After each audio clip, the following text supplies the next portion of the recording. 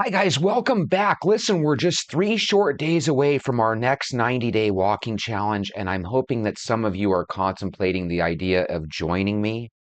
Today, however, we're going to be visiting Kara from 24 Karat, and Kara's going to be talking about her goals. Hi, my name's Kara, and I'm going to go on a diet. So, I've probably decided to go on a diet about 300 times in my life at this point. And one of the things when you're researching a new diet to go on and you're in that exciting phase where you've discovered the thing that's finally going to work, um, one of the things that almost every diet tells you to do is find a friend, find a buddy who's going to help you through the diet. Now, some diets do that, I think, because they just want to sell more energy drinks or whatever, but I do think it's pretty good advice. Um, I think if you're gonna go on a diet, it does help to have somebody who's thinking about it along with you, just somebody who you can talk to. And I have no one. And that's not like a joke either, where people say, I have no friends. I actually have no friends. So instead of just doing what I've always done and skipping over it and saying, well, I mean, it'd be nice to have someone, but there's nobody, there's nobody. Um, I figure there's no way I'm the only person with this problem. I bet there are other people out there in the world who don't have anybody willing to be their diet buddy. So, maybe you and me. She seems really, really pleasant. I don't know what it is with today's world, but back when I was growing up, she would have probably had a clique of 4 or 5 or even 6 friends, right? We were more friendly and more sociable back in the day. Something about these cell phones that we're all on, including myself, 24/7, right? It's doing something to our social skills and it's doing something to our sense of community. Something is wrong with this. Um, I'm going to do one video every day for 365 days. And at the end, instead of deleting it, I'm just going to leave them. I'm just going to let them lie. And if somebody stumbles across them, they can follow along one day at a time, just like every diet goes. One video every day for 1 year, documenting my journey through whatever the hell it is that I'm doing. Okay, so with that being said, today is day one. Hey, I want you guys to think about something. Imagine committing to doing something for 1 year. And imagine from day one, you're letting people know you don't really have any friends, right? You're embarking on this journey. You're hoping that somebody will do it with you. And then imagine crickets for a year.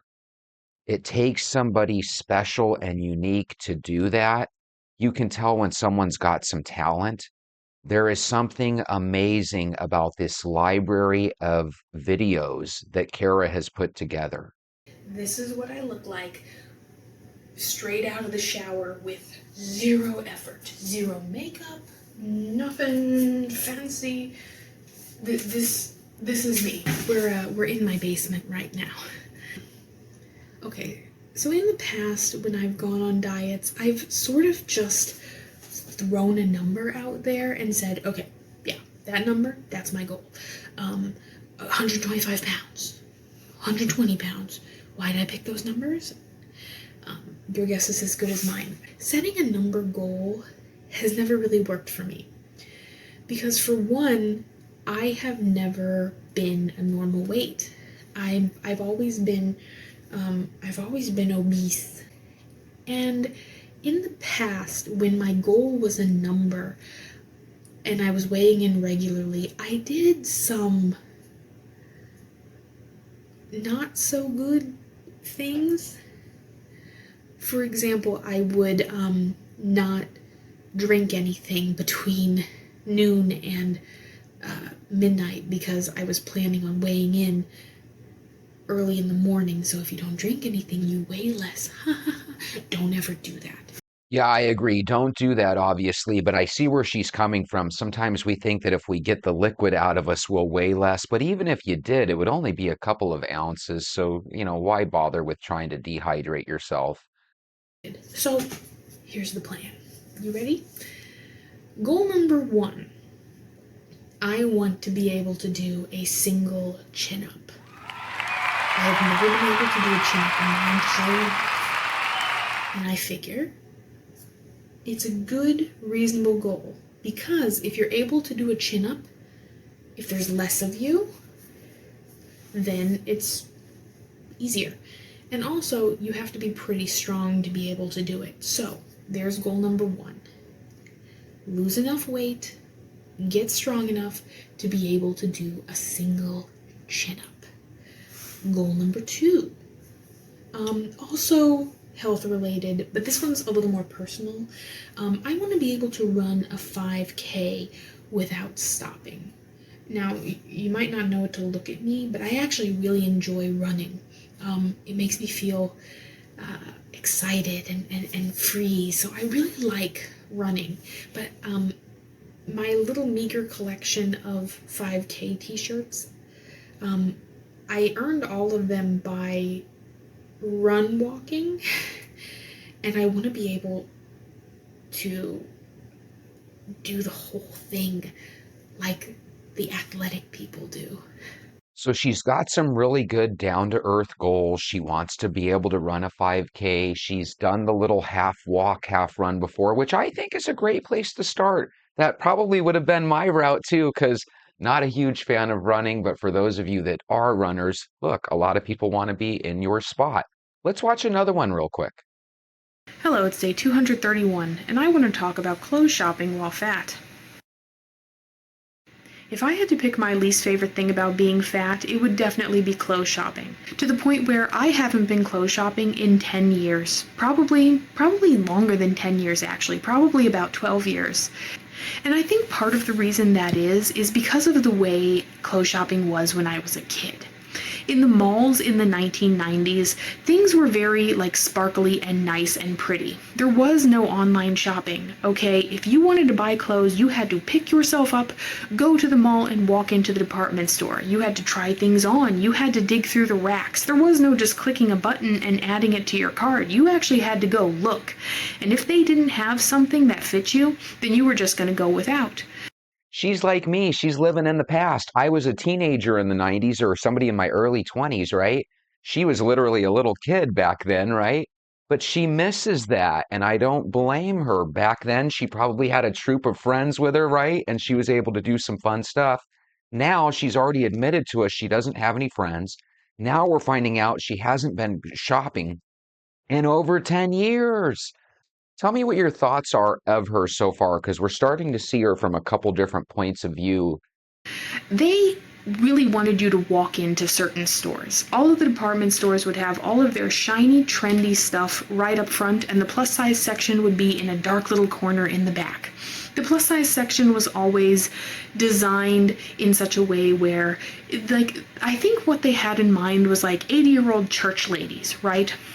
So if you're a 13 or 14-year-old girl trying to find something to wear to school, if you have to try on the same frumpy blouse 16 or 17 times just in different colors, it really does a number on your self-esteem.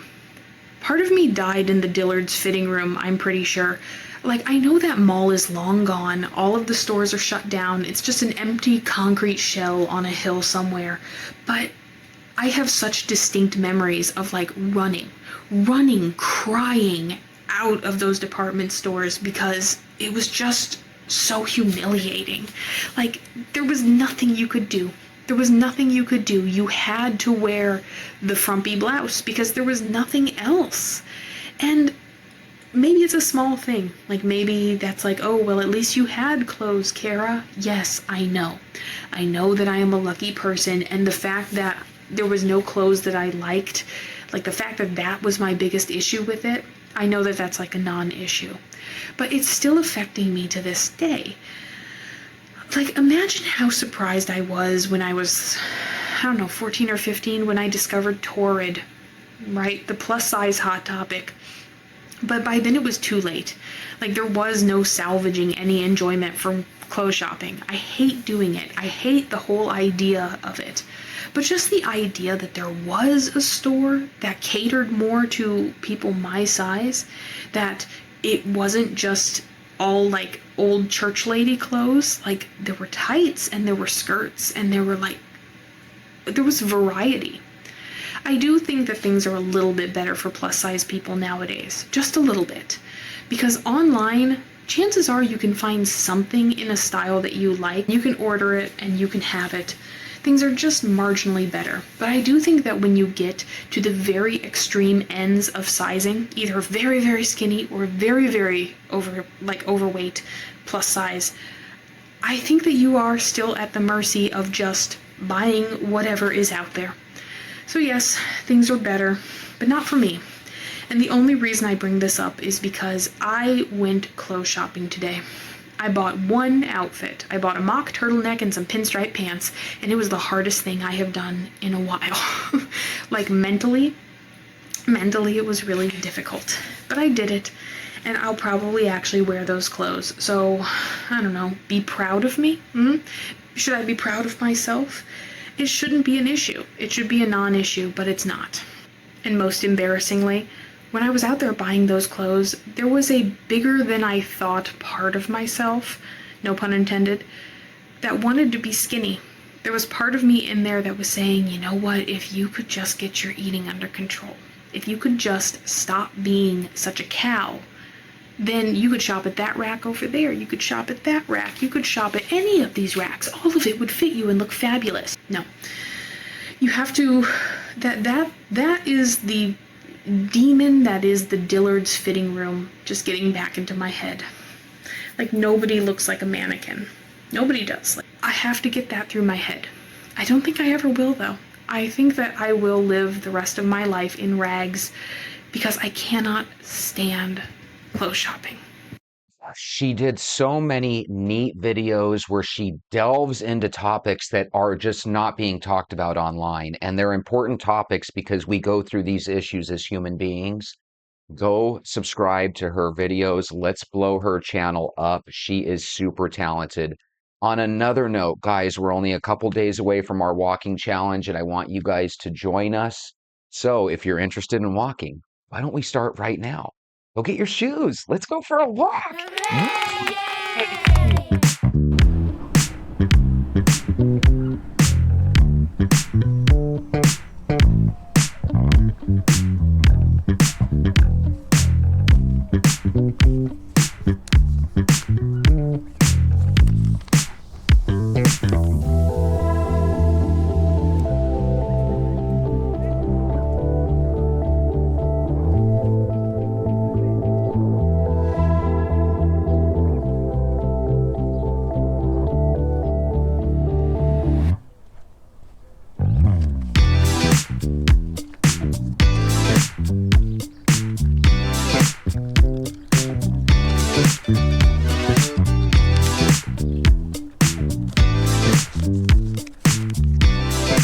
Good morning, Venters. How are you?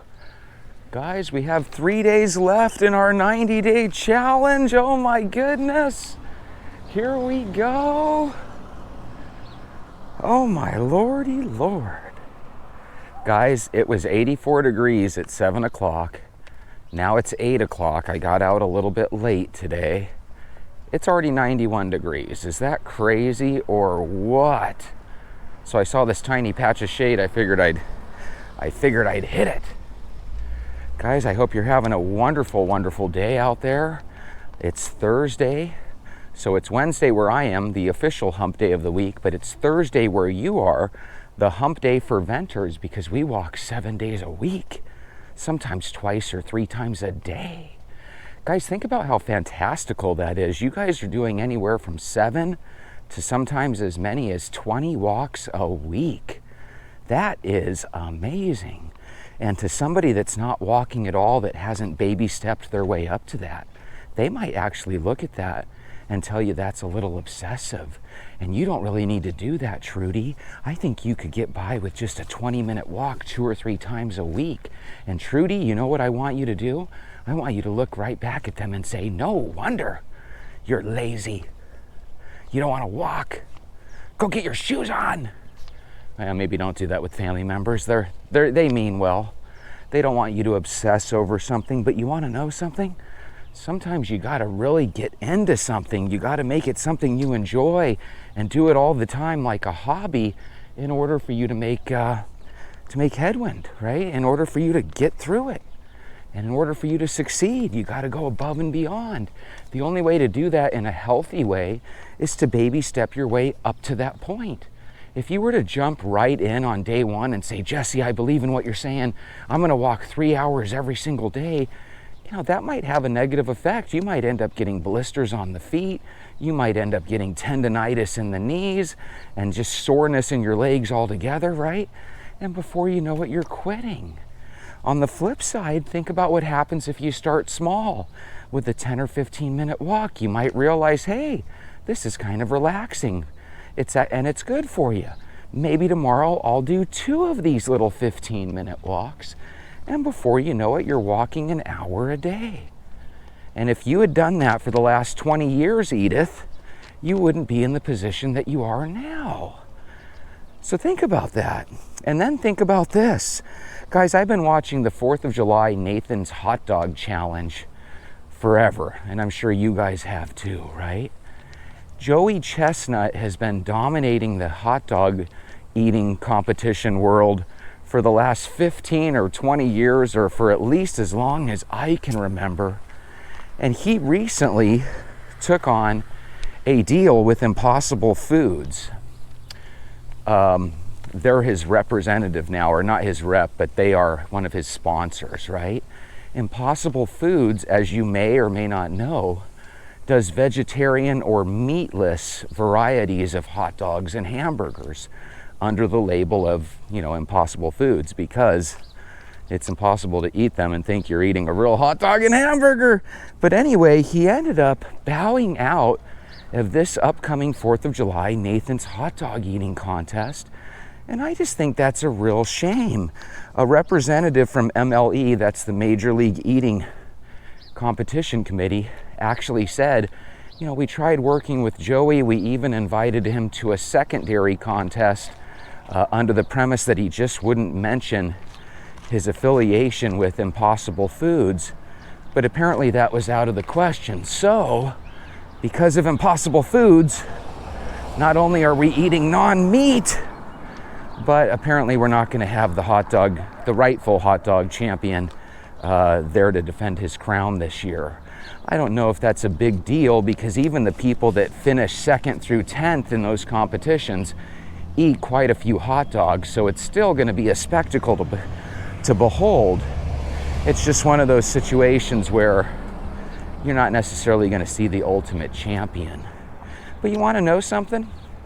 When you take the alpha fish out of the fishbowl, somebody else usually rises up to that level. So let's see if somebody else can rise up to that level, get just as good as Joey was, and then in a couple years, Joey will try to make a comeback, and we'll find out that he's no longer the best in the world. I have a feeling that's how it's going to go down.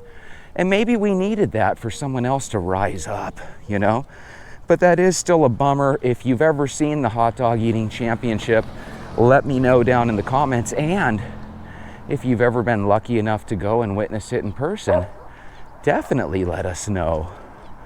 On another note, have you ever done a hot dog or a food eating contest of any type? Even if it was just downing some wings at your local Long Wongs or something. What was it like? Did you win? Did you do okay? Did you end up feeling sick? Do you have any friends or family that have done a eating contest? I don't think I would want to do the hot dog eating contest. I don't know how these people can eat 50, 60, 70 hot dogs in the course of a couple minutes. Oh my goodness, and how does that not kill an individual? Did you know a lot of those people that do food eating contests have perfect blood work? This is true. A lot of them have bad blood work too if they're, obese or overweight, right? But I've been told that a lot of them actually have really good blood work and stuff. And they're actually considered athletes. You know, what they do is really testing the human capabilities. It's kind of testing it in a gross way, I think we can all agree. Gluttony is not something that's should be cherished, but if it's just a couple times a year, maybe it's not that bad.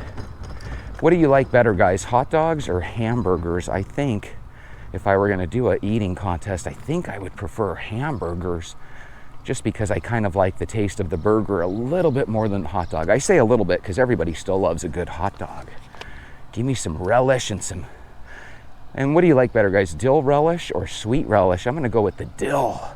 Give me that dill relish and some ketchup and mustard. Maybe even a little sliver of cucumber. Oh my God, doesn't that sound good? So anyway, Joey Chestnut, we wish you the best. Wouldn't that be crazy if he ends up eating this Impossible Burger and he ends up getting sick of Impossible Burgers? He's like, what was that? Was that a bug body I just ate? Guys, I want to tell you something that I think is fascinating.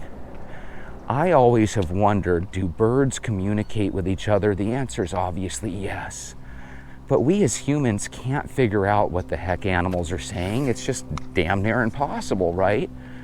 We can take ideas from it, you know, like, hey, when this elephant screams at the herd of elephants, they all come running. And one person noticed, I should take that back. How can I say this? Guys, Colorado State University is trying to crack elephantese using machine learning and AI. That's the best way. I should have just read it. So imagine this. Imagine the matriarch elephant screams out at her herd, and everyone in the herd comes to her, okay? She's doing a communal scream. She also can use a similar scream at the herd, but when she does that, only one elephant member of the tribe comes up to her, right? So scientists, through AI and machine learning, realize there's a distinction there. With one vocal sound, she's bringing the whole herd. With another similar yet different vocal sound, she's only bringing one member. So through machine learning and AI, they were realizing that, hey, this means that just like human beings, guys, elephants are now the second known animals to use names. Isn't that amazing? People at CSU are hoping that in the future, and CSU is Colorado State University, they are hoping in the future that in places where elephants and human beings have to coexist, where they've had troubles with elephants eating, getting on people's farms and eating their crops, right? And when they eat the crops, they eat all of the crops, right? Ruining farmers' yields. What they're hoping, and what they've done already, which is really trippy, is they've been able to record the matriarch's vocalizations, okay? They've got recordings of her reaching out to the herd. They've got recordings of her reaching out to the individuals. What they're hoping to do is to set up these recordings, and they've experimented with them. I'm going a little beyond myself. It's early, forgive me. So imagine they record these vocalizations. They go out to where a single elephant is. They use the matriarch's vocalization. All of a sudden, the elephant stops what they're doing and comes up to the speaker or to, the megaphone where they're blasting out this message. What they're hoping to do is they're hoping to take those same recorded vocalizations to warn elephants, get out of here. It's dangerous. If you're here by the food, you're going to get shot. You're going to get killed. And imagine if they're able to ultimately pull that off, which it looks like they're going to be. Now imagine taking that same machine learning, that same AI, and I'd imagine in the future, guys, we're going to be able to find out that a lot of animals have names, and a lot of animals are able to communicate with each other. And through AI and machine learning, it looks like we're going to be able to break the code. And if so, that is crazy. Could you imagine if you had a little handheld machine, and as you're talking to your dog and your dog is slowly learning English, imagine through this machine you're able to actually communicate with your dog in dog language. So again, professors and scientists at Colorado State University firmly believe that they have started to break the first chains of elephantese. I thought that was amazing. Now, does this sound like something evil from, the Antichrist? Of course it does, but it's still amazing, But what do you guys think of that? Could you imagine how useful that could be?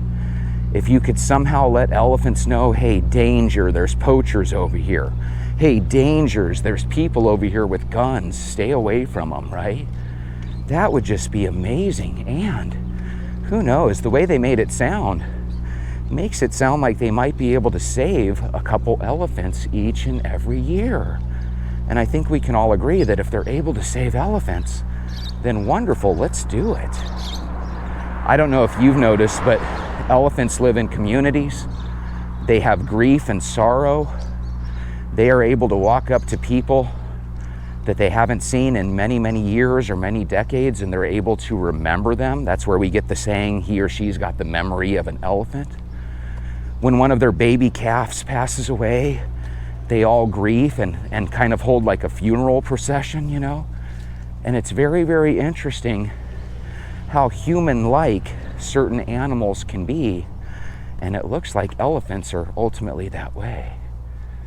Guys, I'm getting to the point now with this heat in the morning where I have to change out my battery constantly, but that kind of goes hand in hand with being proactive.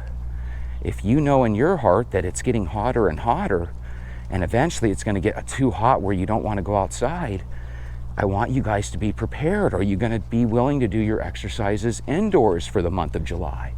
Because I think July is the hottest month, right? If you don't want to work indoors, are you willing to go get a membership at a local church or rec center or gym?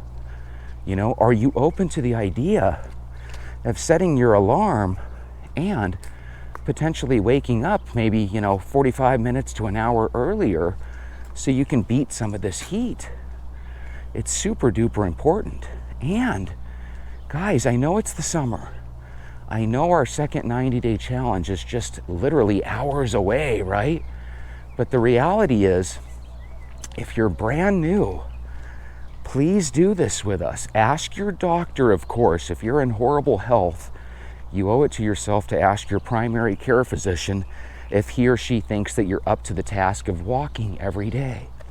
Start doing 10 or 15 minutes. Know in your heart of hearts that yes, it's going to get excessively hot real quick here. That's why, again, I would love it if you guys had a game plan. Is there a walking route in your neighborhood where there's a lot of shade trees, where you can get a lot of areas where you're in the shade? Can you take maybe an extra bottle in a bag that you just kind of wear like a backpack or a purse over your shoulder so that when you're walking, you have access to an extra bottle of water?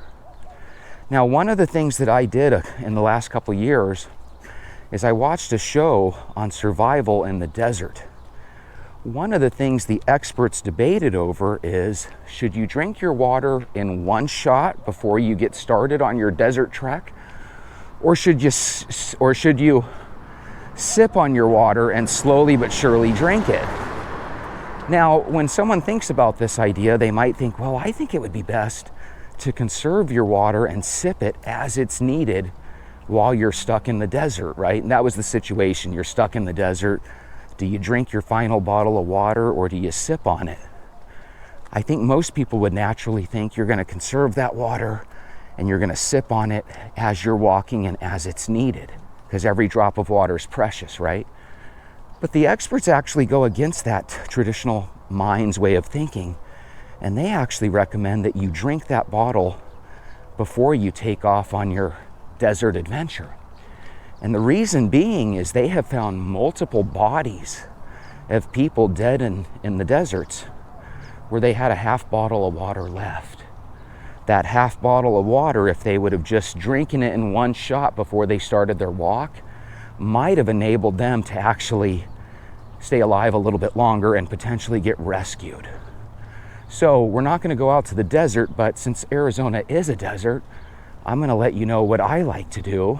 A lot of times, I'll take my 16-ounce bottle of water and I'll drink about 8, 9, 10 ounces of it literally right before I leave out the door, okay?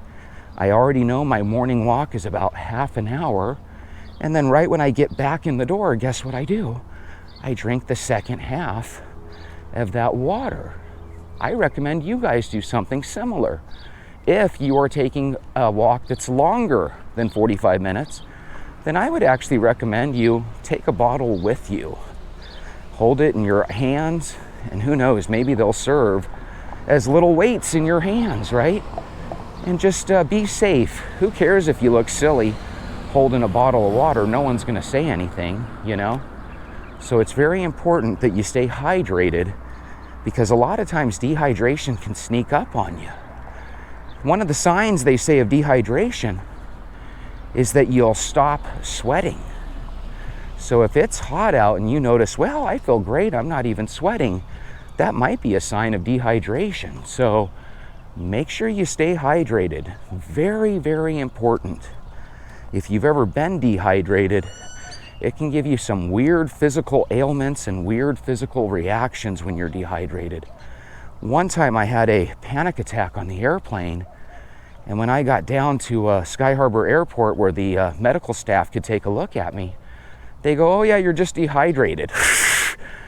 But then again, with panic attacks, they almost always tell you that you're fine, nothing's wrong with you, you know? I don't know where the hell panic attacks come from, but man, I hit some turbulence in an air flight from Las Vegas to Arizona. It was either from Vegas or California to Arizona. I think it was Las Vegas. So imagine a little 45-minute flight.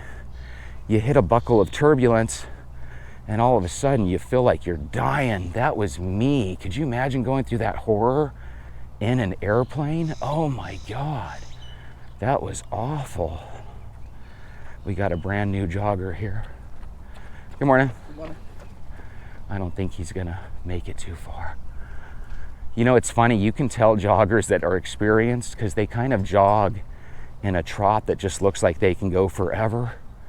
And then other people, they kind of clump their legs, clump, clump, clump, and you just know they're gonna be stopping here in a minute. But you wanna know what, guys? I bet that's a great way to get into running if you're untrained and uncoached. Just run for, you know, a good 50, 60, 100 yards, and then walk fast. And then when you feel like you've regained your composure, do another little jog, you know, maybe half jog, half walk. See how far you can get.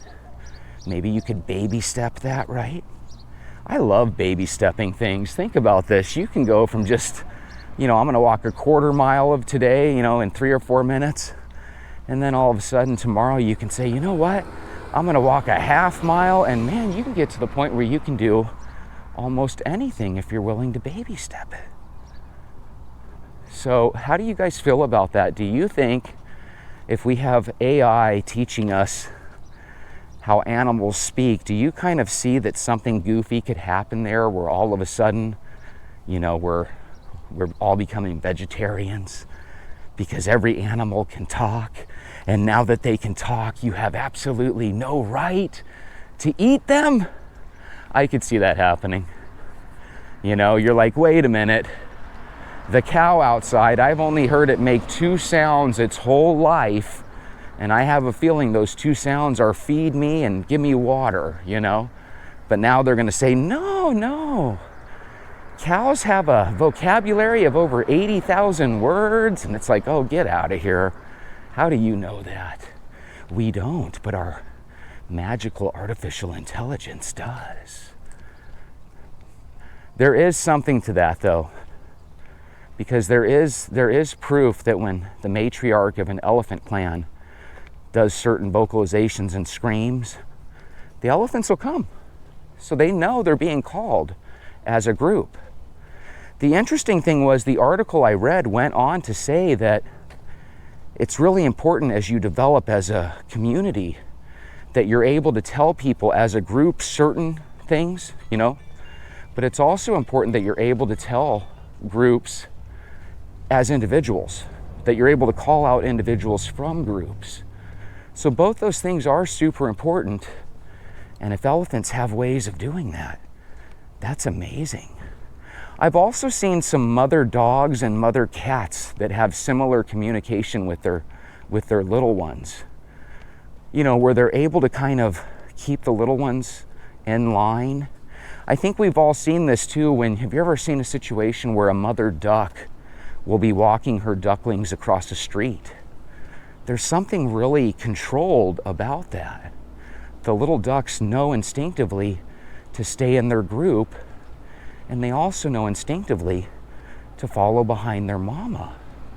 So I think there's a lot of beautiful things that are out there that I would absolutely love us to learn about, but I don't want us as a society to be tricked, And I just feel like this AI and machine learning, when it comes to learning languages of animals, I feel like there's a lot of propaganda that can be there, Before you know it, they're going to be telling us that, where was I going there? I forgot. Whenever cars see people, all of a sudden they get a little weird, so I just get the heck out of there. I don't want to hear their car revving nonstop. So yeah, that's my biggest fear, guys. Is there going to be propaganda about this? Are we going to all of a sudden find out that animals are begging us not to eat them? And I don't want to hear all that. I want to be able to eat the cow without the cow giving me grief about it. Battery change. So again, like I was saying, I love the idea of learning about different animals and their languages. I think that's fascinating, but I think it opens up the door for some of us to be kind of fooled into thinking that these animals are actually going to be communicating weird stuff. In other words, could you imagine if you tried, killing a flock of birds for food purposes, right? Not just for cruelty purposes, but for food purposes, and all of a sudden they're like, but we're children of God.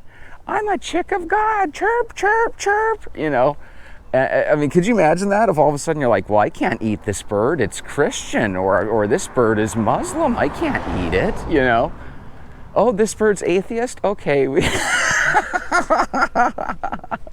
This is an atheist bird, it's okay, we can eat this one, I'm just saying, I could imagine it leading to veganism and vegetarianism. But you want to know something? You're going to end up finding out that AI has figured out that vegetables can communicate with one another.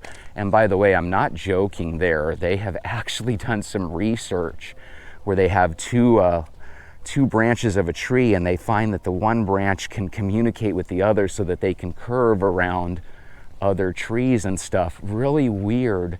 Don't know if there's much to it, or if it was just an article, designed to spark your interest, right, enough to read the article.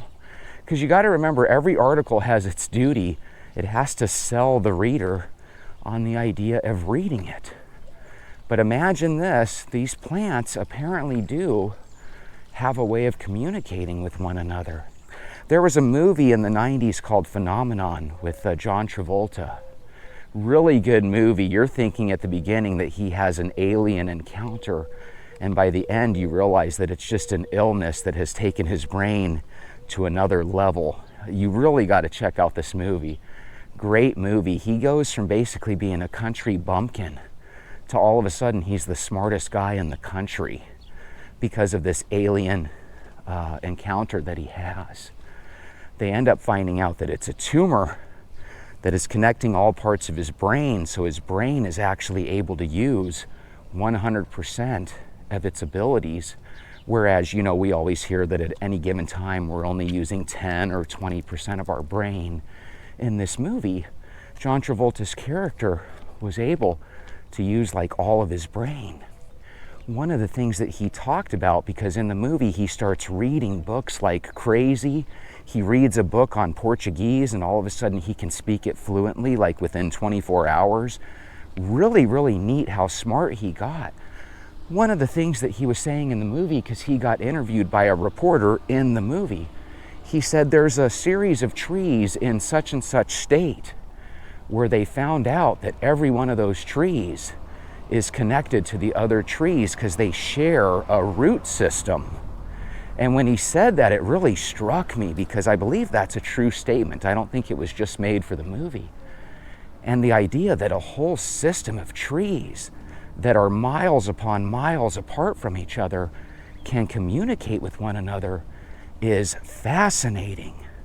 The other day, you and I were talking about how scientists have determined that spider webs, when you walk into a home, the spider web itself can detect sound waves from your voice and from your movements. Those sound waves travel along the web to where the spider is. So the spider upstairs, in theory, as long as the web kind of stretches out there, the spider upstairs, in theory, can tell when you're in the first floor of a two-story house. That's fascinating. Speaking of fascinating, you guys are fascinating. They said we couldn't do this. They said we didn't have willpower. They said it couldn't be done, but yet we've been doing it, right? Couple days left. Have a wonderful day.